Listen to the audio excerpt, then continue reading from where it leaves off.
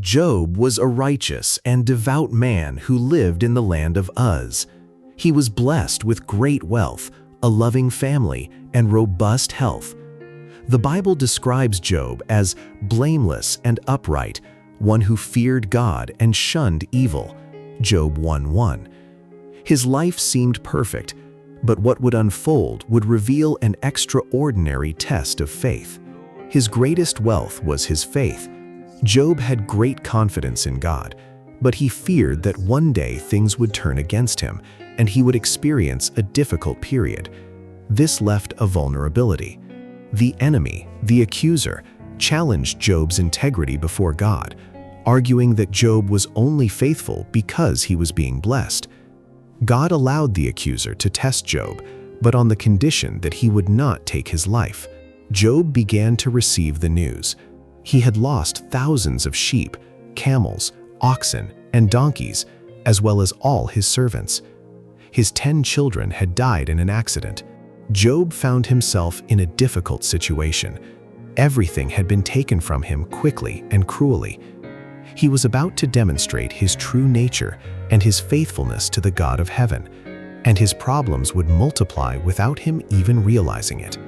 Satan afflicted Job with malignant and painful sores from the soles of his feet to the crown of his head, and he suffered constant pain.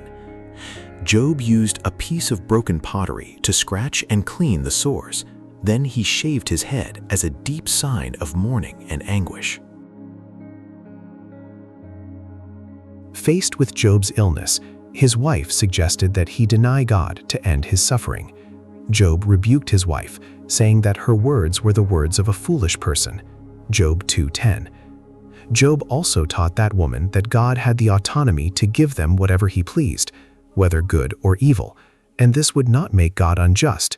Job 2:10.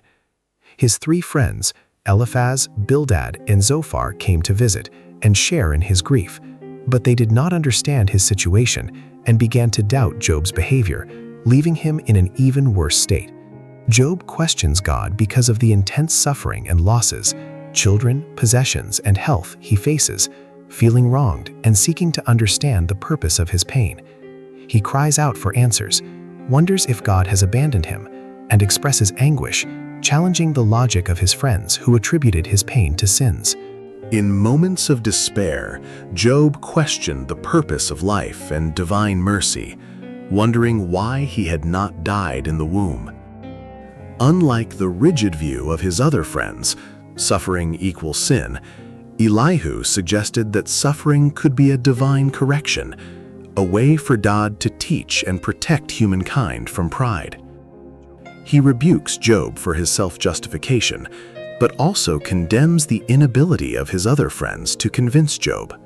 God then manifested himself from a whirlwind and began to question Job so that he might understand the magnitude of his power.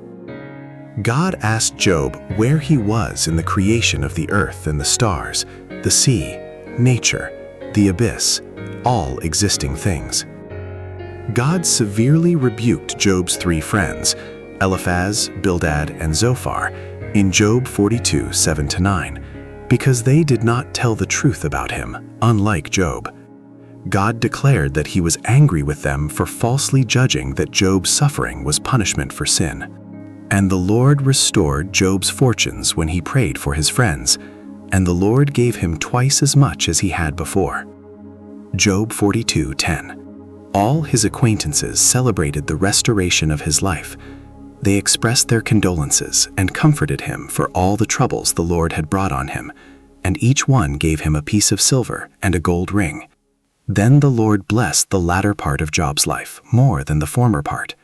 He had 14,000 sheep, 6,000 camels, 1,000 yoke of oxen, and 1,000 donkeys. Leave a like and subscribe to the channel. Thank you.